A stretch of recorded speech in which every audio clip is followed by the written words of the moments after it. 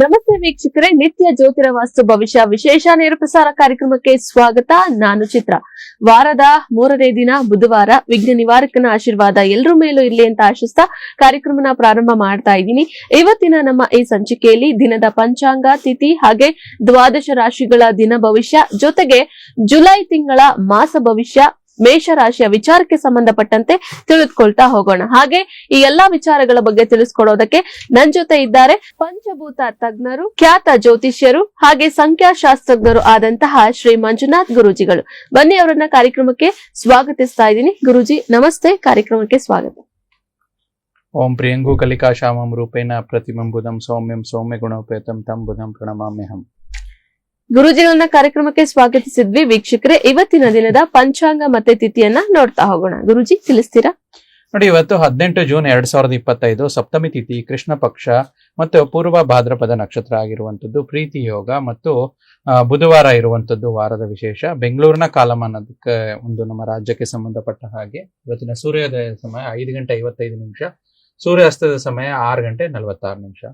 ಇವತ್ತಿನ ಒಂದು ರಾಹುಕಾಲದ ಭಾಗವಾಗಿ ನೋಡ್ತಾ ಇದ್ರೆ 12:21 1:57, ಯಮಗಂಡ ಕಾಲ 7:32 9:08 ಗುಳಿಕ ಕಾಲ 10:44 12:21. ಅಭಿಜಿತ ಮುಹೂರ್ತ ಅಥವಾ ಅಭಿಜಿತ ಲಗ್ನ ಅಂತ ನಾವೇನ್ ತಗೊಂತೀವಿ ಅದರ ಪ್ರಕಾರದಲ್ಲಿ 11:55 12:47 ಓಕೆ ಗುರೂಜಿ, ಇವತ್ತಿನ ದಿನದ ಪಂಚಾಂಗ ಮತ್ತೆ ತಿಥಿಯನ್ನ ತಿಳಿಸ್ಕೊಟ್ಟಿದ್ದೀರಾ. ಹಾಗೆ ಈ ದಿನದ ಒಂದು ವಿಶೇಷತೆ ಏನಾದ್ರು ತಿಳಿಸ್ತೀರಾ?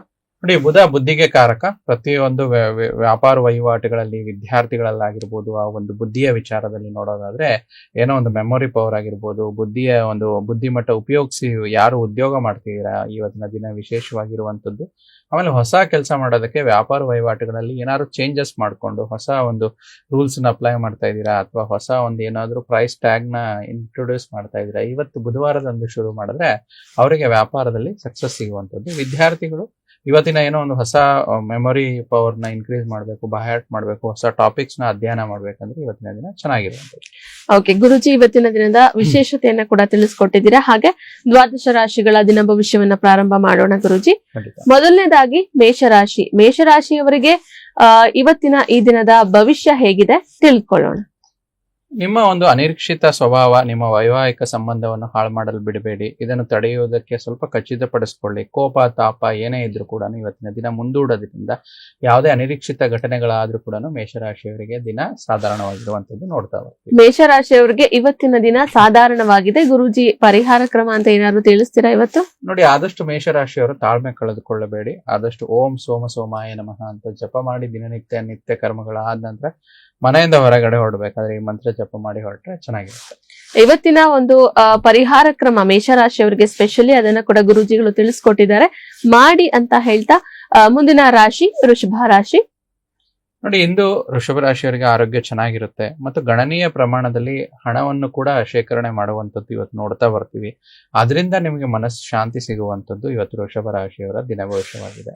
ವೃಷಭ ರಾಶಿಯವರ ದಿನ ಭವಿಷ್ಯವನ್ನ ಕೂಡ ನಾವು ತಿಳಿದುಕೊಂಡಿದ್ದಾಯ್ತು. ಗುರೂಜಿ, ಮುಂದಿನ ರಾಶಿ ಮಿಥುನ ರಾಶಿ. ನೋಡಿ, ಮಿಥುನ ರಾಶಿಯವರು ನಿಮ್ಮ ಮೇಲೆ ಬಹಳಷ್ಟು ಅವಲಂಬಿತವಾಗಿರುವಂತಹ ನಿರ್ಣಯಗಳನ್ನು ತೆಗೆದುಕೊಳ್ಳುವ ಮುಂಚೆ ಮಾನಸಿಕ ಸ್ಪಷ್ಟತೆ ಅಗತ್ಯವಾಗಿರುತ್ತೆ. ಆದಷ್ಟು ಮಾನಸಿಕವಾಗಿ ಪ್ರಶಾಂತತೆಯಿಂದ ಯಾವುದೇ ಒಂದು ನಿರ್ಧಾರ ತೆಗೆದುಕೊಂಡ್ರೆ ನಿಮ್ಮ ಮಿಥುನ ರಾಶಿಯವರ ವಿಚಾರದಲ್ಲಿ ಒಳ್ಳೆಯದಾಗುತ್ತೆ. ಮಿಥುನ ರಾಶಿಯ ವಿಚಾರಕ್ಕೆ ಸಂಬಂಧಪಟ್ಟಂತೆ ಇವತ್ತಿನ ದಿನ ಭವಿಷ್ಯವನ್ನ ಕೂಡ ತಿಳಿದುಕೊಂಡಿದ್ದಾಯ್ತು. ಮುಂದಿನ ರಾಶಿ ಕರ್ಕಾಟಕ ರಾಶಿ. ಇಂದು ನೀವು ಆರಾಮವಾಗಿರುವ ಭಾವನೆಯನ್ನು ಹೊಂದಿರ್ತೀರಾ ಮತ್ತೆ ನೀವು ಆನಂದಿಸಲು ಸೂಕ್ತ ಮನೋಭಾವನೆಯಲ್ಲಿರ್ತೀರಾ. ದಿನ ಇವತ್ತು ಶಾಂತಮಯವಾಗಿರುತ್ತೆ. ಕರ್ಕಾಟಕ ರಾಶಿಯವರಿಗೆ ಆನಂದಮಯವಾದ ದಿನ ನೋಡ್ತಾ ಬರ್ತೇವೆ. ಕರ್ಕಾಟಕ ರಾಶಿಯವರಿಗೆ ಕೂಡ ಇವತ್ತಿನ ದಿನ ಶಾಂತ ಹಾಗೆ ಆನಂದಮಯವಾದ ದಿನವಾಗಿದೆ. ಒಳ್ಳೇದಾಗ್ಲಿ ಅಂತ ಹೇಳ್ತಾ ಗುರುಜಿ, ನಮ್ಗೆ ಪ್ರಶ್ನೆ ಬಂದಿದೆ, ನಾವು ತಗೊಳ್ಬಿಡೋಣ. ಗುರುಜಿ, ಇವರ ಹೆಸರು ಹೇಳ್ಬೇಡಿ ಅಂತ ಹೇಳ್ತಾ ಇದ್ದಾರೆ, ಆದ್ರೆ ಇವರ ಜನ್ಮ ದಿನಾಂಕವನ್ನ ಕಳಿಸಿದ್ದಾರೆ 26/6/2001. ಗುರುಜಿ, 26/6/2001. ಓಕೆ. ಜನ್ಮ ಸಮಯ ಬಂದು 8:30 PM ಗಳಲ್ಲಿ. ಹಾಗೆ ಇವರ ಸ್ಥಳ ಹಾಸನ. ಇವ್ರು ಕೇಳ್ತಾ ಇರೋ ಪ್ರಶ್ನೆ ಬಂದು, ಗುರುಜಿ ಇವರು ನೆಕ್ಸ್ಟ್ ಫ್ಯೂಚರ್ ಮತ್ತೆ ಹೆಲ್ತ್ ಬಗ್ಗೆ ಕೇಳ್ತಾ ಇದ್ದಾರೆ. ಸೊ ನನ್ಗೆ ಇತ್ತೀಚೆಗೆ ಸ್ವಲ್ಪ ಹೆಲ್ತ್ ಇಶ್ಯೂಸ್ ಜಾಸ್ತಿ ಇರುತ್ತೆ, ಹಂಗಾಗಿ ನನ್ನ ಹೆಲ್ತ್ ಮತ್ತೆ ನೆಕ್ಸ್ಟ್ ಫ್ಯೂಚರ್ ಬಗ್ಗೆ ತಿಳಿಸ್ಕೊಡ್ತೀರಾ ಅಂತ ಹೇಳಿ ಕೇಳ್ತಾ ಇದ್ದಾರೆ. ಕೊಟ್ಟಿರುವಂತ ಮಾಹಿತಿ ಪ್ರಕಾರ ಪೂರ್ವ ಫಾಲ್ಗುಣಿ ನಕ್ಷತ್ರ ಸಿಂಹ ರಾಶಿ ಬರುತ್ತೆ. ಸೊ ಜಾತಕದ ವಿಚಾರದಲ್ಲಿ ನೋಡೋದಾದ್ರೆ ಹುಟ್ಟಿರೋ ವಾರ ಅಂದ್ರೆ ಮಂಗಳವಾರ ಇವರು ಹುಟ್ಟಿರುವಂತದ್ದು. ಸೊ ಇಲ್ಲಿ ಹೆಲ್ತ್ ವಿಚಾರದಲ್ಲಿ ಕೇಳ್ತಾ ಇದ್ದಾರೆ. ಹೆಲ್ತ್ ಬಂದು ಷಷ್ಠ ಭಾವಕ್ಕೆ ಹೆಲ್ತ್ ಅಂತ ನೋಡ್ತೀವಿ, 6ನೇ ಮನೆ. ಸೊ 6ನೇ ಮನೆಯಲ್ಲಿ ಗುರು ಸೂರ್ಯ ರಾಹು ಇರೋದ್ರಿಂದ ಸ್ವಲ್ಪ ಏನಾದ್ರೂ ಗುರು ಬಂದು ಗ್ಯಾಸ್ಟ್ರಿಕ್ ನ ಸೂಚಿಸುತ್ತೆ, ಹೊಟ್ಟೆ ಭಾಗನ ಸೂಚಿಸುತ್ತೆ. ಸೊ ಸ್ವಲ್ಪ ಏನಾದ್ರು ಹೆಲ್ತ್ ವಿಚಾರದಲ್ಲಿ ಗ್ಯಾಸ್ಟ್ರಿಕ್ ಸಮಸ್ಯೆಗಳು, ಹೊಟ್ಟೆ ಭಾಗದ ವಿಚಾರದಲ್ಲಿ ಅಥವಾ ಕಿಡ್ನಿ ಸ್ಟೋನ್ಸ್ ಈ ರೀತಿ ಸಮಸ್ಯೆಗಳನ್ನ ನೋಡ್ತಾ ಬರ್ತೀವಿ. ರಾಹು ಬಂದು ಇನ್ಫೆಕ್ಷನ್ಸ್ ಡಿಸೀಸ್ ನ ತೋರಿಸುತ್ತೆ. ಏನಾದ್ರು ಸಣ್ಣ ಪುಟ್ಟ ಇನ್ಫೆಕ್ಷನ್ಸ್ ಅಲರ್ಜೀಸ್ ಆದ್ರೆ ಬೇಗ ಕಮ್ಮಿ ಆಗಲ್ಲ, ಆತರ ಇದು ಬರುತ್ತೆ. ಮತ್ತೆ ಫ್ಯೂಚರ್ ಅಂತ ಕೇಳ್ತಿದ್ರೆ, ಫ್ಯೂಚರ್ ಅಲ್ಲಿ ಭಾಗ್ಯಾಧಿಪತಿಯಾದ ಬುಧ ಗ್ರಹರು ಇಲ್ಲಿ ಪಂಚಮ ಸ್ಥಾನದಲ್ಲಿ ಇರೋದ್ರಿಂದ ಇವರು ಎಜುಕೇಶನ್ ಅದನ್ನೆಲ್ಲ ಕರೆಕ್ಟ್ ಆಗಿ ಕಂಪ್ಲೀಟ್ ಮಾಡಿದ್ರೆ ಎಜುಕೇಶನ್ ತಕ್ಕಂತ ಕೆಲಸ ಸಿಗುತ್ತೆ. ಆದ್ರೆ ಈಗ ಚಂದ್ರ ಮಹಾದಶಲ್ಲಿ ಸೂರ್ಯ ಅಂತರ್ದಶ ನಡೀತಿದೆ. ಆಗಸ್ಟ್ ವರೆಗೂ ಸ್ವಲ್ಪ ಸಾಧಾರಣವಾಗಿ ಟೈಮ್ ಇರುತ್ತೆ. ಮುಂಬರುವ ದಶಾಭುಕ್ತಿಗಳಲ್ಲಿ ಆಗಸ್ಟ್ ನಂತರ, ಇದೇ ವರ್ಷ ಆಗಸ್ಟ್ ನಂತರ ಮಂಗಳ ಮಹಾದಶ ನಡೆಯುತ್ತೆ. ಮಂಗಳ ಇವರಿಗೆ ಲಾಭಾಧಿಪತಿಯಾಗಿ ಲಾಭ ಸ್ಥಾನದಲ್ಲಿ ಕೂತಿರೋದ್ರಿಂದ ಫ್ಯೂಚರ್ ಅಲ್ಲಿ ಏನಾದ್ರು ಕೆಲಸ ಆಗ್ಲಿ ಅಥವಾ ಸ್ವಯಂ ಉದ್ಯೋಗ ಆಗ್ಲಿ ಏನ್ ಇವರು ಇಷ್ಟಪಡ್ತಾ ಇದಾರೋ ಆಗಸ್ಟ್ ನಂತರ ಟೈಮ್ ಇವ್ರದ್ದು ಚೆನ್ನಾಗಿದೆ. ಸ್ವಲ್ಪ ಅಲ್ಲಿವರೆಗೂ ಆರೋಗ್ಯಕಾರಕನಾದ ಬುಧನ ಒಂದು ಮಂತ್ರ ಯಥೇಚ್ಛವಾಗಿ ಓಂ ಬುಧಾಯ ನಮಃ ಅಥವಾ ಓಂ ನಮೋ ನಾರಾಯಣಾಯ ಈ ತರ ಒಂದು ಮಂತ್ರವನ್ನು ಜಪ ಮಾಡುವಂತದ್ದು. ಮತ್ತು ಬಲಗೈ ಒಂದು ಕಿರಿಬೆರಳು ಅಲ್ಲಿ ಒಂದು ಎಮರಲ್ಡ್ ಅಂತ ಹೇಳ್ತೀವಿ, ಪಚ್ಚೆ ರತ್ನವನ್ನು ಧರಿಸೋದ್ರಿಂದ ಇವರ ಆರೋಗ್ಯ ಸುಧಾರಣೆ ಆಗುತ್ತೆ. ಮತ್ತೆ ಫ್ಯೂಚರ್ಗೂ ಕೂಡ ಬುಧ ಭಾಗ್ಯಾಧಿಪತಿ ಕೂಡ ಆಗಿರೋದ್ರಿಂದ ಫ್ಯೂಚರ್ಗೂ ಕೂಡ ಈ ಒಂದು ರತ್ನ ಇವರಿಗೆ ಸಹಕಾರ ಕೊಡುವಂಥದ್ದು. ಓಕೆ, ಯಾರು ನಮ್ಗೆ ಪ್ರಶ್ನೆಯನ್ನ ಕಳುಹಿಸಿದ್ರು ಅವರು ಕಾರ್ಯಕ್ರಮವನ್ನ ವೀಕ್ಷಿಸ್ತಾ ಇದ್ರೆ ಗುರೂಜಿಗಳು ನಿಮ್ಮ ಪ್ರಶ್ನೆಗೆ ಉತ್ತರವನ್ನ ನೀಡಿದ್ದಾರೆ. ಒಂದು ಪರಿಹಾರ ಕ್ರಮಗಳನ್ನ ಕೂಡ ತಿಳಿಸ್ಕೊಟ್ಟಿದ್ದಾರೆ. ಆದಷ್ಟು ಬೇಗ ಮಾಡ್ಕೊಳ್ಳಿ ಅಂತ ಹೇಳ್ತಾ, ನೀವು ಕೂಡ ಗುರೂಜಿಗಳ ಬಳಿ ಮಾತಾಡ್ಬೇಕಂದ್ರೆ ನೇರವಾಗಿ ಕಾಲ್ ಮಾಡಿ ಅಂತ ತಿಳಿಸ್ತಾ ಗುರೂಜಿ ಮುಂದಿನ ರಾಶಿ ಬಗ್ಗೆ ನೋಡ್ತಾ ಹೋಗೋಣ. ಗುರೂಜಿ, ಸಿಂಹ ರಾಶಿ. ಸಂತೋಷದ ದಿನಕ್ಕಾಗಿ ಮಾನಸಿಕ ಒತ್ತಡವನ್ನು ತಪ್ಪಿಸಿ ಮತ್ತು ನಿಮ್ಮ ಕಚೇರಿಯ ಸಹೋದ್ಯೋಗಿಗಳು ನಿಮ್ಮ ಸ್ವಲ್ಪ ಅಮೂಲ್ಯವಾದ ಸಮಯ ಕದಿಯುವಂಥದ್ದು, ಅಂದ್ರೆ ಟೈಮ್ ವೇಸ್ಟ್ ಮಾಡುವಂಥದ್ದು ಆಗಿರುವಂಥದ್ದು. ಅದಕ್ಕೆ ನೀವು ನಿಮ್ಮ ವಸ್ತುವನ್ನು ಎಚ್ಚರಿಕೆಯಿಂದ ಇಟ್ಕೊಳ್ಬೇಕು ಮತ್ತು ನಿಮ್ಮ ಸಮಯಕ್ಕೆ ಹೆಚ್ಚು ಆದ್ಯತೆಯನ್ನು ನೀಡೋದ್ರಿಂದ ದಿನ ಚೆನ್ನಾಗಿರುತ್ತೆ. ಸಿಂಹ ರಾಶಿಯ ವಿಚಾರಕ್ಕೆ ಸಂಬಂಧಪಟ್ಟಂತೆ ಬುಧವಾರದ ದಿನ ಭವಿಷ್ಯವನ್ನ ಕೂಡ ತಿಳಿದುಕೊಂಡ್ವಿ. ಇನ್ನು ಮುಂದಿನ ರಾಶಿ ಕನ್ಯಾ ರಾಶಿ. ಕನ್ಯಾ ರಾಶಿಯವರಿಗೆ ನಿಮ್ಮ ಸುತ್ತಲಿನವರು ಬೆಂಬಲ ನೀಡುವುದರಿಂದ ನಿಮಗೆ ದಿನ ಸಂತೋಷವಾಗಿರುತ್ತದೆ ಇವತ್ತು. ಮತ್ತೆ ನೀವು ನಿಮ್ಮ ಪೋಷಕರು ನೀಡಿದ ಬೆಂಬಲದಿಂದ ಹಣಕಾಸು ಸಮಸ್ಯೆಗಳನ್ನು ಕೂಡ ನಿವಾರಣೆ ಮಾಡ್ಕೊಳ್ತೀರಾ. ಇವತ್ತು ದಿನ ಚೆನ್ನಾಗಿರುತ್ತೆ. ಕನ್ಯಾ ರಾಶಿಯ ವಿಚಾರಕ್ಕೆ ಸಂಬಂಧಪಟ್ಟಂತೆ ಕೂಡ ಇವತ್ತಿನ ದಿನ ಭವಿಷ್ಯವನ್ನ ತಿಳಿದುಕೊಂಡ್ವಿ. ಇನ್ನು ಮುಂದಿನ ರಾಶಿ ತುಲಾ ರಾಶಿ. ಗುರೂಜಿ, ನೋಡಿ, ತುಲಾರಾಶಿಯವರು ಆದಷ್ಟು ಪ್ರವಾಸಿ, ಪಾರ್ಟಿಗಳು, ಆನಂದ ವಿಹಾರಗಳು ಈ ತರ ನಿಮ್ಮ ಉತ್ತಮ ಮೂಡ್ ನಲ್ಲಿ ಇವತ್ತಿನ ದಿನ ಇರುವಂತದ್ದು. ಮತ್ತೆ ಹೆಚ್ಚುವರಿ ಹಣವನ್ನು ಕೂಡ ಸುರಕ್ಷಿತ ಸ್ಥಳದಲ್ಲಿ ಇರಿಸಿ ಹಾಗೂ ಮುಂದಿನ ಕಾಲದಲ್ಲಿ ನಿಮ್ಗೆ ಒಳ್ಳೆಯ ಆದಾಯ ಕೂಡ ಬರುವಂತದ್ದು ನಾವು ತುಲಾರಾಶಿಯವರಿಗೆ ನೋಡ್ತಾ ಬರ್ತೀವಿ. ತುಲಾರಾಶಿಯವರಿಗೆ ಒಂದ್ ರೀತಿಯಾಗಿ ಒಳ್ಳೆ ದಿನ ಆಗಿದೆ ಅಂತ ಹೇಳ್ತಾ ಮುಂದಿನ ರಾಶಿ ಗುರುಜಿ ವೃಶ್ಚಿಕ ರಾಶಿ. ವೃಶ್ಚಿಕ ರಾಶಿಯವರು ದೈಹಿಕ ಅನಾರೋಗ್ಯದಿಂದ ಚೇತರಿಸಿಕೊಳ್ಳುವ ಸಾಧ್ಯತೆ ಇವತ್ತು ಉಂಟು ಜಾಸ್ತಿ. ಮತ್ತೆ ದೀರ್ಘಕಾಲದ ಬಾಕಿ ಇದ್ದ ಒಂದು ಬಿಲ್ಗಳು ಇವತ್ತು ಕೊನೆಗೂ ಅದರ ಒಂದು ಪಾವತಿ ಸಿಗುವಂತದ್ದು, ಅಂದ್ರೆ ನಿಮ್ಗೆ ಹಣ ಬರುವಂತದ್ದು ಇವತ್ತು ವೃಶ್ಚಿಕ ರಾಶಿಯವರಿಗೆ ನೋಡ್ತಾ ಬರ್ತಾರೆ. ವೃಶ್ಚಿಕ ರಾಶಿಯ ನಂತರ ಗುರುಜಿ ಮತ್ತೊಂದು ರಾಶಿ ಬಗ್ಗೆ ತಿಳಿದುಕೊಳ್ಳೋದಕ್ಕೂ ಮುಂಚೆ ಇನ್ನೊಂದು ನಮ್ಗೆ ಕುಂಡಲಿ ಬಂದಿದೆ, ಪ್ರಶ್ನೆಯನ್ನ ಕಳುಹಿಸಿದ್ದಾರೆ, ಅದನ್ನು ತಗೊಂಡ್ಬಿಡೋಣ. ಸೊ ಇವರ ಹೆಸರು ಸಚಿನ್ ಅಂತ ಹೇಳಿ, ಇವರ ಜನ್ಮ ದಿನಾಂಕ 23/9/2002. 23/9/2002. ಜನ್ಮ ಸಮಯ 6:30 AM. ಜನ್ಮ ಸ್ಥಳ ಬಂದು ಚಿತ್ರದುರ್ಗ. ಗುರುಜಿ, ಇವರು ಪ್ರಶ್ನೆ ಕೇಳ್ತಾ ಇದ್ದಾರೆ, ಇವರ ನೆಕ್ಸ್ಟ್ ಫ್ಯೂಚರ್ ಹೇಗಿರುತ್ತೆ ಅಂತ ಹೇಳಿ ತಿಳಿಸಿ ಅಂತ ಹೇಳಿ ಕೇಳ್ತಾ ಇದ್ದಾರೆ. ನೋಡಿ, ಸಚಿನ್ ಯಾರು ಕಳ್ಸಿದ್ದಾರೆ, ಸೋಮವಾರ ಹುಟ್ಟಿರುವಂತದ್ದು, ರೇವತಿ ನಕ್ಷತ್ರ, ಮೀನ ರಾಶಿ ಮತ್ತು ಕನ್ಯಾ ಲಗ್ನದ ಒಂದು ಜಾತಕ ಅಂತ ಹೇಳ್ತೀವಿ. ಮತ್ತೆ ಫ್ಯೂಚರ್ ಏನು ಮುಖ್ಯ ಪ್ರಶ್ನೆ ಏನಿದೆ, ನೆಕ್ಸ್ಟ್ ಫ್ಯೂಚರ್ ಬಗ್ಗೆನೇ ಕೇಳಿ. ಫ್ಯೂಚರ್ ನೋಡಿ, ಭಾಗ್ಯಾಧಿಪತಿಯಾದ ಇಲ್ಲಿ ಶುಕ್ರ ಗ್ರಹರು ಇವರಿಗೆ ಜಾತಕದಲ್ಲಿ ದ್ವಿತೀಯ ಸ್ಥಾನದಲ್ಲಿದ್ದಾರೆ, ತುಂಬಾ ಒಳ್ಳೆಯ ಒಂದು ಪೊಸಿಷನ್ ಅಂತ ಹೇಳ್ತಾ ಬರ್ತೀವಿ. ಮತ್ತು ಭಾಗ್ಯಸ್ಥಾನದಲ್ಲಿ ರಾಹು ಗ್ರಹ ಸ್ಥಿತ, ಯಾರ ಜಾತಕದಲ್ಲಿ ರಾಹು 9ನೇ ಮನೆಯಲ್ಲಿ ಇರ್ತಾರೋ ತುಂಬಾ ಒಳ್ಳೆ ಫ್ಯೂಚರ್ ಇರುವಂತದ್ದು. ಆದ್ರೆ ಇವ್ರ ಎಜುಕೇಶನ್ ವಿಚಾರದಲ್ಲಾಗಿರ್ಬೋದು ಅಥವಾ ಇವ್ರ ಜಾಬ್ ಸೆಟಲ್ಮೆಂಟ್ ವಿಚಾರದಲ್ಲಾಗಿರ್ಬೋದು, ಅದರಲ್ಲೂ ಕೂಡ ಶುಕ್ರ ದಶನೆ ನಡೀತಾ ಇದೆ, ಭಾಗ್ಯಾಧಿಪತಿ ದಶೆ ಕೂಡ ಇವ್ರಿಗೆ ನಡೀತಾ ಇರೋದ್ರಿಂದ ಫ್ಯೂಚರ್ ತುಂಬಾ ಚೆನ್ನಾಗಿದೆ. ಇವ್ರು ಅನ್ಕೊಂಡಿರೋ ಕೆಲಸ ಆಗುತ್ತೆ. ಬಟ್ ಸ್ವಲ್ಪ ಹಣಕಾಸಿನ ವಿಚಾರದಲ್ಲಿ ಸ್ವಲ್ಪ ಏರುಪೇರುಗಳು ಉಂಟು. ಅದನ್ನ ಆದಷ್ಟು ಖರ್ಚನ್ನ ಕಮ್ಮಿ ಮಾಡ್ಕೊಂಡು ಮೇಂಟೈನ್ ಮಾಡ್ಕೊಂಡು ಇರೋ ಫ್ಯೂಚರ್ ಚೆನ್ನಾಗಿರುತ್ತೆ. ಶುಕ್ರ ದಶೆ ನಡೀತಾ ಇರೋದ್ರಿಂದ ಪ್ರತಿ ಶುಕ್ರವಾರ ಅಮ್ಮನವ್ರ ದೇವಸ್ಥಾನದಲ್ಲಿ, ಅದರಲ್ಲಿ ವಿಶೇಷವಾಗಿ ಮಹಾಲಕ್ಷ್ಮಿ ಅಮ್ಮನವರ ದೇವಸ್ಥಾನಕ್ಕೆ ಹೋಗುವಂತದ್ದು. ಮತ್ತೆ ಯಥೇಚ್ಛವಾದ ಶುಕ್ರನ ಮೂಲ ಮಂತ್ರ ಈ ರೀತಿ ಬರುತ್ತೆ, ಓಂ ಶುಂ ಶುಕ್ರಾಯ ನಮಃ ಅಂತ 108 ಬಾರಿ ಜಪ ಮಾಡ್ಕೊಂಡು ಬರುವಂತದ್ದು. ದೇವಿಯ ದರ್ಶನ ಶುಕ್ರವಾರ ಮಾಡೋದ್ರಿಂದ ತುಂಬಾ ಚೆನ್ನಾಗಿ ಎಕ್ಸಲೆಂಟ್ ಆಗಿರುವಂತದ್ದು ನೋಡ್ತಾ ಬರ್ತೀವಿ. ಓಕೆ, ಸಚಿನ್ ಅವರು ನಮ್ಗೆ ಪ್ರಶ್ನೆಯನ್ನ ಕಳುಹಿಸಿದ್ರು. ನಿಮ್ಮ ಪ್ರಶ್ನೆಗೆ ಗುರುಜಿಗಳು ಉತ್ತರವನ್ನ ನೀಡೋದ್ರ ಜೊತೆಗೆ ಪರಿಹಾರ ಕ್ರಮವನ್ನ ಕೂಡ ತಿಳಿಸ್ಕೊಟ್ಟಿದ್ದಾರೆ. ಅದನ್ನ ಆದಷ್ಟು ಬೇಗ ಮಾಡ್ಕೊಳ್ಳಿ ಅಂತ ಹೇಳ್ತಾ ಗುರುಜಿ ನೆಕ್ಸ್ಟ್ ಧನುರ್ ರಾಶಿಯ ಬಗ್ಗೆ ನಾವು ನೋಡ್ಬೇಕಾಗಿತ್ತು ಗುರುಜಿ. ನೋಡಿ, ಇಂದು ನಿಮ್ಮ ವ್ಯಕ್ತಿತ್ವ ಒಂದು ಸುಗಂಧದಂತೆ ಒಂದು ಕೆಲಸ ಮಾಡುವಂತ ದಿನ. ಇಂದು ಹಣದ ಆಗಮನ ಕೂಡ ನಿಮಗೆ ತುಂಬಾ ಚೆನ್ನಾಗಿ ಆಗುವಂತದ್ದು. ಮತ್ತೆ ಯಾವುದೇ ಸಮಸ್ಯೆ ಇದ್ರೂ ಕೂಡ ಕುಟುಂಬದ ಸದಸ್ಯರ ಅಗತ್ಯಗೆ ತಕ್ಕಂಗೆ ಅವರಿಗೆ ಸ್ವಲ್ಪ ಆದ್ಯತೆ ನೀಡಿ ಅವರ ಸಮಸ್ಯೆನ ಬಗೆಹರಿಸಿ ಅದರಿಂದ ನಿಮ್ಮ ಧನುರಾಶಿಯವರ ದಿನ ಆನಂದಮಯವಾಗುತ್ತೆ. ಧನುರಾಶಿಯ ನಂತರ ಮುಂದಿನ ರಾಶಿ ಮಕರ ರಾಶಿಯವರಿಗೆ ಇವತ್ತಿನ ಬುಧವಾರದ ದಿನ ಏನಿದೆ ದಿನ ಭವಿಷ್ಯ ಕೇಳೋಣ. ನೋಡಿ, ಮಕರ ರಾಶಿಯವರು ಸ್ವಲ್ಪ ಇವತ್ತು ಆಶಾವಾದಿಗಳಾಗಿ ಅಂತ ಸೂಚಿಸ್ತಾ ಇದ್ದೀವಿ. ಜೀವನದ ಉಜ್ವಲ ಬದಿಯನ್ನು ಕೂಡ ಅದನ್ನ ನೋಡ್ಬೇಕು. ಮತ್ತು ನಿಮ್ಮ ಆತ್ಮವಿಶ್ವಾಸ ಭರಿತ ನಿರೀಕ್ಷೆಗಳು, ನಿಮ್ಮ ಭರವಸೆಗಳು ಮತ್ತು ನಿಮ್ಮ ಆಸೆಗಳು ಸಾಕ್ಷಾತ್ಕಾರಗಳಲ್ಲೂ ಇವತ್ತು ಸಹಾಯ ಮಾಡುವಂತ ದಿನ ಮಕರ ರಾಶಿಯವರಿಗೆ ದಿನ ಭವಿಷ್ಯವಾಗಿರುವಂತದ್ದು. ಮಕರ ರಾಶಿಯ ನಂತರ ಮುಂದಿನ ರಾಶಿ ಕುಂಭ ರಾಶಿಯವರಿಗೆ ಇವತ್ತಿನ ದಿನ ಭವಿಷ್ಯ ಏನಿದೆ ನೋಡ್ತಾ ಹೋಗೋಣ. ನೋಡಿ, ವಿಶೇಷವಾಗಿ ಬಿಕ್ಕಟ್ಟಿನ ಸಮಯದಲ್ಲಿ ತಾಳ್ಮೆ ಕಳೆದುಕೊಳ್ಬೇಡಿ. ಹಣದ ಪ್ರಯೋಜನವನ್ನು ಪಡೆಯುವ ಸಾಧ್ಯತೆ ಇದೆ. ಆದ್ರೂ ಕೂಡ ಸ್ವಲ್ಪ ಇವತ್ತು ಕೋಪದ ಸ್ವಭಾವದಿಂದ ಹಣವನ್ನು ಗಳಿಸುವಲ್ಲಿ ಸ್ವಲ್ಪ ನಿಧಾನ ಆಗ್ಬಹುದು. ತಾಳ್ಮೆ ಇರ್ಲಿ, ಎಲ್ಲಾ ರೀತಿ ಒಳ್ಳೇದಾಗುವಂಥದ್ದು ಕುಂಭರಾಶಿಯವರಿಗೆ ನೋಡ್ತಾ ಹೋಗ್ತೀವಿ. ಕುಂಭ ರಾಶಿಯವರಿಗೆ ಇವತ್ತಿನ ದಿನ ಪರಿಹಾರ ಕ್ರಮ ಏನಾದ್ರು ತಿಳಿಸ್ತೀರಾ ಗುರುಜಿ? ಇವರಿಗೆ ಆದಷ್ಟು ತಾಳ್ಮೆಯಿಂದ ಇರ್ಲಿ. ಮೂಲ ಮಂತ್ರ ಓಂ ಶಂ ಶನೇಶ್ವರಾಯ ನಮಃ ಅಂತ ಜಪ ಮಾಡಿ ಮನೆಯಿಂದ ಹೊರಡುವಂಥದ್ದು ತಿಳಿಸ್ತಾ ಇದೆ. ಓಕೆ, ಕುಂಭ ರಾಶಿಯ ನಂತರ ಇನ್ನು ಕೊನೆಯ ರಾಶಿ ಮೀನ ರಾಶಿಯವರಿಗೆ ಇವತ್ತಿನ ದಿನ ಭವಿಷ್ಯ ಏನಿದೆ ತಿಳ್ಕೊಳ್ಳೋಣ. ನೋಡಿ, ಮೀನ ರಾಶಿಯವರು ವಿಶ್ರಾಂತಿ ಪಡೆಯಲು ಸಾಧ್ಯವಾಗುವ ಒಂದು ಇವತ್ತು ಒಳ್ಳೆ ದಿನ ಅಂತ ಹೇಳ್ತೀವಿ. ಸ್ವಲ್ಪ ಸ್ನಾಯುಗಳಿಗೆ ವಿಶ್ರಾಂತಿ, ಮಸಲ್ಸ್ ರಿಲ್ಯಾಕ್ಸ್ ಅಂತ ಹೇಳ್ತೀವಲ್ಲ, ಅದ್ರ ಜೊತೆನಲ್ಲಿ ಒಂದು ಅಭ್ಯಂಗನ ಮಾಡಿ ತೈಲದಿಂದ ಸ್ವಲ್ಪ ದೇಹಕ್ಕೆ ಮಸಾಜನ ಮಾಡಿಕೊಂಡು ರಿಲ್ಯಾಕ್ಸ್ ಮಾಡಿ, ಅದರಿಂದ ದಿನ ನಿಮ್ಗೆ ಚೆನ್ನಾಗಿರುವಂಥದ್ದು. ಇಲ್ಲಿಗೆ ದ್ವಾದಶ ರಾಶಿಗಳ ದಿನ ಭವಿಷ್ಯವನ್ನ ಕೂಡ ನಾವು ತಿಳಿದುಕೊಂಡಿದ್ದಾಯ್ತು. ವೀಕ್ಷಕರೇ, ನೀವು ಗುರೂಜಿಗಳ ಬಳಿ ನೇರವಾಗಿ ಮಾತನಾಡ್ಬೇಕಂದ್ರೆ ಕೆಳಗಡೆ ಡಿಸ್ಪ್ಲೇ ಆಗ್ತಾ ಇರೋ ನಂಬರ್ಗೆ ಕಾಲ್ ಮಾಡಿ. ಹಾಗೆ ನಾವು ಗುಪ್ತ ಸಮಸ್ಯೆಗಳ ಬಗ್ಗೆ ಚರ್ಚೆ ಮಾಡ್ಬೇಕು ಅಂದ್ರೆ ಕೆಳಗಡೆ ಡಿಸ್ಪ್ಲೇ ಆಗ್ತಾ ಇರೋ ನಂಬರ್ಗೆ ಕೂಡ ನೀವು ವಾಟ್ಸ್ಆಪ್ ಮಾಡಬಹುದು. ಹಾಗೆ ಆ ನಂಬರ್ ಅಲ್ಲಿ ನಿಮ್ಗೆ ಒಂದು ಕರೆ ಕೂಡ ಬರುತ್ತೆ. ಅದಾದ ನಂತರ ಒಂದು ಫೈನ್ ಅಪಾಯಿಂಟ್ಮೆಂಟ್ ಫಿಕ್ಸ್ ಮಾಡ್ತಾರೆ, ಒಂದು 5 ಡೇ.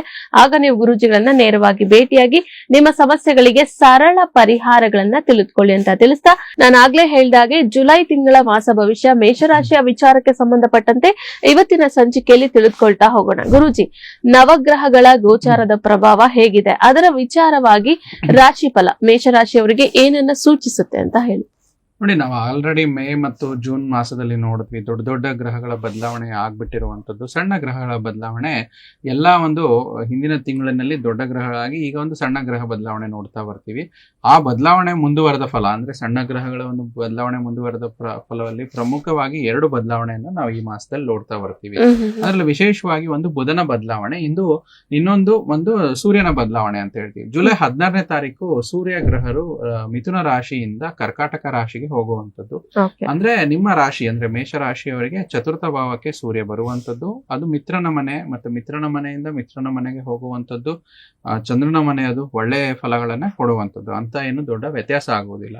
ಮತ್ತೆ ಜುಲೈ ತಿಂಗಳಲ್ಲಿ ತುಂಬಾ ವಿಶೇಷವಾಗಿರುವಂತದ್ದು ಆಷಾಢ ಮಾಸ ಪ್ರಾರಂಭ ಆಗ್ತಾ ಇದೆ.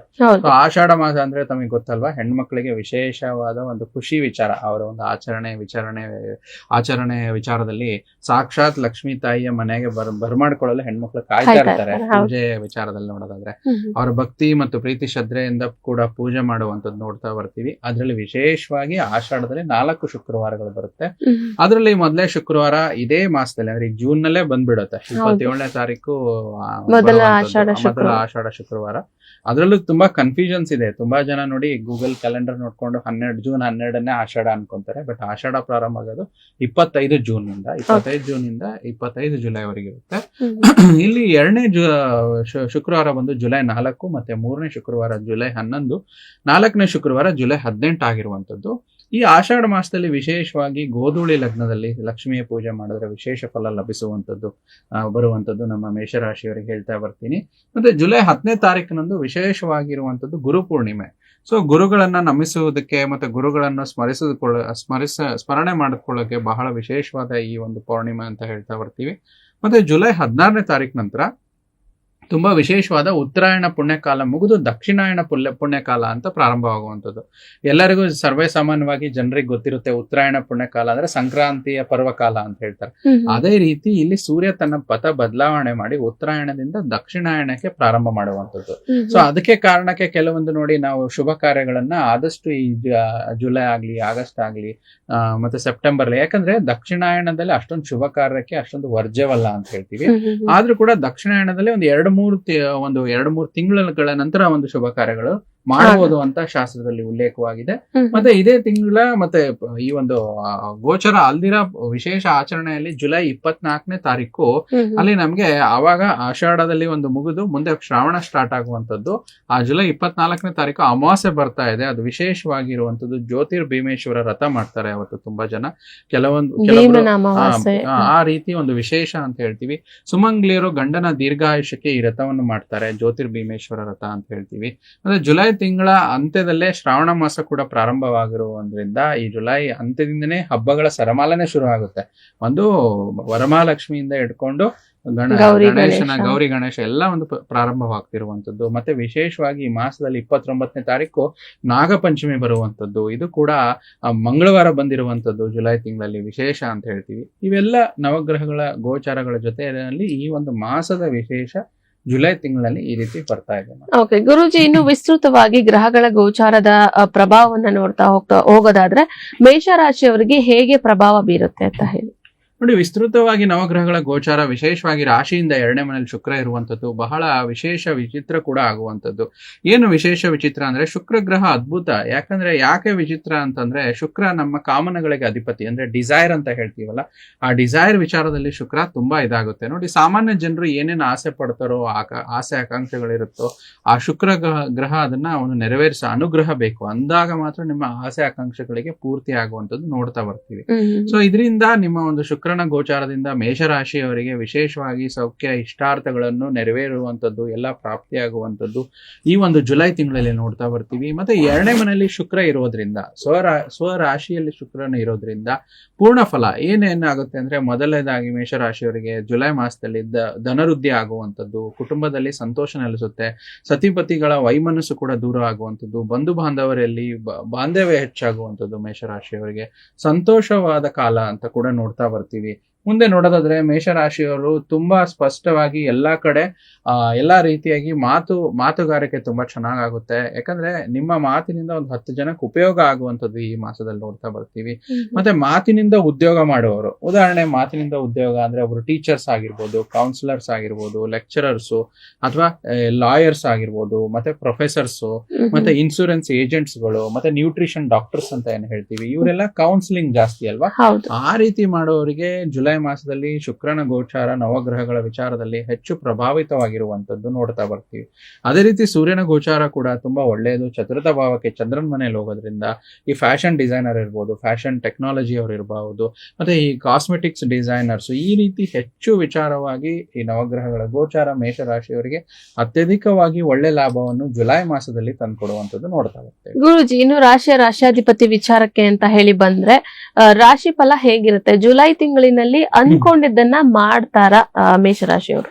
ನೋಡಿ, ಖಂಡಿತ ಮಾಡ್ತಾರೆ. ಯಾಕಂದ್ರೆ ರಾಶಿಯಾಧಿಪತಿ ಚತುರ್ಥ ಭಾವದಿಂದ ಪಂಚಮ ಭಾವಕ್ಕೆ ಗೋಚರ ಆಗ್ತಿರುವಂತದ್ದು ಪೂರ್ವ ಪುಣ್ಯ ಸ್ಥಾನ, ಅದು ಕೂಡ ಸೂರ್ಯನ ಮನೆ ಆಗಿರೋದ್ರಿಂದ. ಸೊ ಇಲ್ಲಿ ಪಂಚಮ ಸ್ಥಾನದಲ್ಲಿ ರಾಶಿಯಾಧಿಪತಿ ರಾಶಿಯ ಗೋಚರ ಏನೇನ್ ಕೊಡುತ್ತೆ, ವಿಶೇಷವಾಗಿ ಪಂಚಮ ಸ್ಥಾನ ಅಂದ್ರೆ ನಟನೆ, ಕಲೆ, ಇದನ್ನ ಸೂಚಿಸುವಂತದ್ದು. ಸೊ ಯಾರ್ಯಾರು ಸಿನಿಮಾ ನಟರು ಇರ್ತಾರೋ, ಡೈರೆಕ್ಟರ್ಸು ಅಥವಾ ಗ್ರಾಫಿಕ್ ಡಿಸೈನರ್ಸ್, ಇವರಿಗೆ ತುಂಬಾ ಒಳ್ಳೇದಾಗುವಂತದ್ದು. ಮತ್ತೆ ಒಳ್ಳೆ ಸಮಯ, ಹಣದ ಹರಿವು ಕೂಡ ಹೆಚ್ಚಾಗಿರುತ್ತೆ. ಮತ್ತೆ ಅತ್ಯಂತ ವಿಶೇಷವಾಗಿ ಜುಲೈ ಮಾಸದಲ್ಲಿ ಖುಷಿಯಾಗಿ ಜೀವನ ನಡೆಸುವಂತವ್ರು ಈ ವರ್ಗದ ಜನ ಆಗಿರ್ತಾರೆ. ಪ್ರತಿಯೊಬ್ಬರು ಕೂಡ ಸಿನಿಮಾ ರಂಗದಲ್ಲಿ ಉತ್ತಮ ಸಮಯ. ಪ್ರತಿಯೊಬ್ಬರಿಗೂ ಕೂಡ ಈ ಒಂದು 30 ದಿನಗಳ ಕಾಲ, ಜುಲೈ ತಿಂಗಳಿನ 30 ದಿನಗಳ ಕಾಲ ಸಿನಿಮಾ ಕಲೆಗೆ ಸಂಬಂಧಪಟ್ಟವರ ಜೇಬ್ ಯಾವಾಗ್ಲೂ ತುಂಬಿರುತ್ತೆ. ಅದ್ರ ಅರ್ಥ ಏನಂದ್ರೆ ಅವ್ರಿಗೆ ಯಾವಾಗ್ಲೂ ಕೆಲಸ ಇರುತ್ತೆ ಅಂತ. ರಾಶಿಯಿಂದ 3ನೇ ಮತ್ತು 6ನೇ ಅಧಿಪತಿಯಾದ ಬುಧನ ಪ್ರಸ್ತುತ ಒಂದು ಗೋಚಾರ ಸ್ವಲ್ಪ ಶತ್ರು ಮನೆಗೆ, ಚಂದ್ರನ ಮನೆಗೆ ಗೋಚಾರ ಆಗ್ತಿರೋದ್ರಿಂದ ಸ್ವಲ್ಪ ಬುಧ ವ್ಯಾಪಾರ ಕಾರಕ ಆಗ್ತಾರೆ, ಬುಧ ಬುದ್ಧಿಗೆ ಕಾರಕ ಆಗ್ತಾರೆ. ಇದ್ರ ವಿಚಾರದಲ್ಲಿ ಸ್ವಲ್ಪ ವ್ಯಾಪಾರಗಳು ಸಾಧಾರಣವಾಗಿರುತ್ತೆ ಮತ್ತು ವಿದ್ಯಾರ್ಥಿಗಳ ವಿದ್ಯಾರ್ಜನೆ ಸ್ವಲ್ಪ ನಿಧಾನವಾಗಿರುತ್ತೆ. ಅಷ್ಟೊಂದು ಸ್ವಲ್ಪ ಚೆನ್ನಾಗಿರಲ್ಲ ಬುಧನ ಗೋಚಾರ.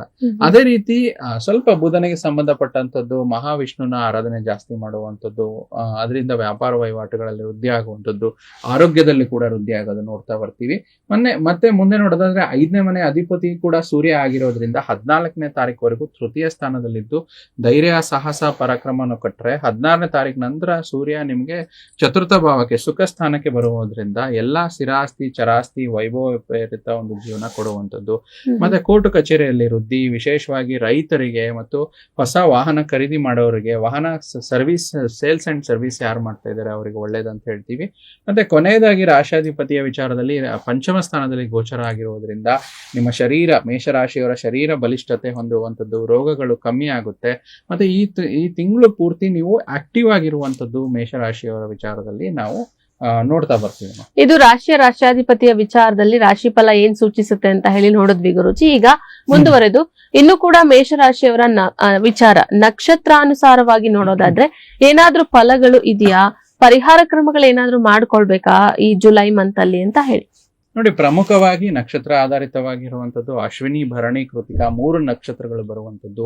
3ರಲ್ಲೂ ಕೂಡ ಒಳ್ಳೆ ಬದಲಾವಣೆ, ಒಳ್ಳೆ ಸಕಾರಾತ್ಮಕ ಚಿಂತನೆ ಈ ಒಂದು ಮಾಸದಲ್ಲಿ ಹೊಂದಿರುವಂತದ್ದು. ಯಾಕಂದ್ರೆ ಅಶ್ವಿನಿಗೆ ಅಧಿಪತಿಯಾದ ಕೇತು ಮತ್ತು ಭರಣಿಗೆ ಅಧಿಪತಿಯಾದ ಶುಕ್ರ ಮತ್ತು ಕೃತಿಕಾಗೆ ಅಧಿಪತಿಯಾದ ಸೂರ್ಯ, ಈ 3 ಗ್ರಹಗಳ ಗೋಚಾರ ರಾಶಿಯಿಂದ ತುಂಬಾ ಒಳ್ಳೆ ಸ್ಥಿತಿಯಲ್ಲಿ. ಕೇತು ಪಂಚಮ ಭಾವದಲ್ಲಿ, ಸೂರ್ಯ ಚತುರ್ಥ ಭಾವದಲ್ಲಿ ಮತ್ತು ಶುಕ್ರ ದ್ವಿತೀಯ ಭಾವದಲ್ಲಿ ಸಂಚಾರ ಆಗ್ತಿರುವುದರಿಂದ ಎಲ್ಲಾ ಕೆಲಸವನ್ನು ನೀವು ಈ 3 ನಕ್ಷತ್ರದವರು ಮುನ್ನುಗ್ಗಿ ಮಾಡ್ತೀರಾ, ಅದರಲ್ಲಿ ಜಯ ಕೂಡ ಕಾಣ್ತೀರಾ. ಪರಿಹಾರ ಮುಖೇನ ಸ್ವಲ್ಪ ಏನಾಗುತ್ತೆ ಅಂದ್ರೆ ಬುಧನ ಗೋಚಾರ ಮೀಡಿಯಂ ಆಗಿರೋದ್ರಿಂದ ಸ್ವಲ್ಪ ಸುಬ್ರಹ್ಮಣ್ಯ ಆರಾಧನೆ ಜಾಸ್ತಿ ಮಾಡಿ, ಜಪತಪ ಧ್ಯಾನಗಳು, ಓಂ ಶರವಣ ಭವಾಯ ನಮಃ ಅಂತೇಳಿ ಒಂದು ಜಪವನ್ನು ಮಾಡಿ. ಮತ್ತೆ ಬುಧನ ಗೋಚಾರ ಸ್ವಲ್ಪ ಸಾಮಾನ್ಯವಾಗಿರೋದ್ರಿಂದ ಸ್ವಲ್ಪ ಬುಧನಿಗೋಸ್ಕರ ವಿಷ್ಣುವಿನ ದೇವಸ್ಥಾನ, ವೆಂಕಟೇಶ್ವರ ಸ್ವಾಮಿ ದೇವಸ್ಥಾನಕ್ಕೆ ಹೋಗುವಂಥದ್ದು, ಓಂ ನಮೋ ಭಗವತೆ ವಾಸುದೇವಾಯ ನಮಃ ಅಂತ ಒಂದು ಜಪ ಮಾಡುವಂಥದ್ದು. ಈ ರೀತಿ ಮಾಡೋದ್ರಿಂದ ಸ್ವಲ್ಪ ಆಲ್ಮೋಸ್ಟ್ ಆಲು ನವಗ್ರಹಗಳಲ್ಲಿ ಬುಧನ ಒಂದು ಗೋಚಾರ ಒಂದು ಬಿಟ್ರೆ ಮೇಷರಾಶಿಯವರಿಗೆ ಸರ್ವ ಒಂದು ಗ್ರಹಗಳು ಕೂಡ ಅನುಕೂಲಕರ ಪರಿಸ್ಥಿತಿ ನಿರ್ಮಾಣ ಮಾಡ್ತಿರೋದ್ರಿಂದ ಈ ಒಂದು ಪರಿಹಾರ ಮಾಡ್ಕೊಂಡ್ರೆ ಇವರು ಮೇಷರಾಶಿಯವರಿಗೆ ಜುಲೈ ತಿಂಗಳಲ್ಲಿ ತುಂಬಾ ಅತ್ಯದ್ಭುತವಾದ ಸಮಯ ಅಂತ ನೋಡ್ತಾ ಬರ್ತಾರೆ. ಓಕೆ, ಜುಲೈ ತಿಂಗಳಲ್ಲಿ ಯಾವ ರೀತಿಯಾದಂತಹ ಪರಿಹಾರ ಕ್ರಮಗಳನ್ನ ಮಾಡ್ಕೊಳ್ಬೇಕು ಮೇಷರಾಶಿಯವರು ಅಂತ ಹೇಳಿ ಗುರೂಜಿಗಳು ಕೂಡ ತಿಳಿಸಿದ್ದಾರೆ. ಒಟ್ಟಾರೆಯಾಗಿ ನೋಡೋದಾದ್ರೆ ಜುಲೈ ತಿಂಗಳಿನಲ್ಲಿ ನವಗ್ರಹಗಳ ಗೋಚಾರದ ಪ್ರಭಾವ ಹೇಗಿದೆ, ವಿಸ್ತೃತವಾಗಿ ಅದರ ಪ್ರಭಾವ ಹೇಗೆ ಮೇಷರಾಶಿಯವರ ಮೇಲೆ ಬೀರುತ್ತೆ, ಜೊತೆಗೆ ರಾಶಿಯಾಧಿಪತಿಯಿಂದ ಆಗಬಹುದಾದಂತಹ ಸಾಕಷ್ಟು ಫಲಗಳು, ಇನ್ನು ನಕ್ಷತ್ರಗಳ ಅನುಸಾರವಾಗಿ ಕೂಡ ಸಾಕಷ್ಟು ವಿಚಾರಗಳನ್ನ ನಾವು ತಿಳಿದುಕೊಂಡ್ವಿ. ಪರಿಹಾರ ಕ್ರಮಗಳು ಅಂತ ಹೇಳಿ ಗುರೂಜಿಗಳು ಏನ್ ತಿಳಿಸ್ಕೊಟ್ಟಿದ್ದಾರೆ ಅದನ್ನ ಕೂಡ ನೀವು ಮಾಡಿ ಅಂತ ಹೇಳ್ತಾ ಇಷ್ಟೊತ್ತು ಕೂಡ ನಮ್ ಜೊತೆ ಇದ್ದು ದಿನದ ಪಂಚಾಂಗ, ತಿಥಿ ಹಾಗೆ ದ್ವಾದಶ ರಾಶಿಗಳ ದಿನ ಭವಿಷ್ಯದ ಜೊತೆಗೆ ಮೇಷರಾಶಿಯ ಜುಲೈ ತಿಂಗಳ ಮಾಸ ಭವಿಷ್ಯವನ್ನ ತಿಳಿಸ್ಕೊಟ್ಟಿದ್ದೀರಾ ಗುರೂಜಿ, ಧನ್ಯವಾದಗಳು. ಕೃಷ್ಣಾರ್ಪಣಮಸ್ತು. ನೋಡಿದ್ರಲ್ಲ ವೀಕ್ಷಕರೇ, ಇವತ್ತಿನ ಈ ಸಂಚಿಕೆಯನ್ನ ಇಲ್ಲಿಗೆ ಮುಗಿಸ್ತಾ ಇದ್ದೀನಿ. ಮತ್ತೊಂದು ಸಂಚಿಕೆಯಲ್ಲಿ ಮತ್ತೊಂದು ರಾಶಿಯನ್ನ ತಗೊಂಡ್ ಬಂದು ಜುಲೈ ತಿಂಗಳ ಒಂದು ಮಾಸ ಭವಿಷ್ಯವನ್ನ ಕೂಡ ತಿಳಿದುಕೊಳ್ಳೋಣ. ಅಲ್ಲಿವರೆಗೂ ನೋಡ್ತಾ ಇರಿ ಪ್ರಗತಿ ಟಿವಿ, ಇದು ನಿಮ್ಮಿಂದ ನಿಮಗಾಗಿ.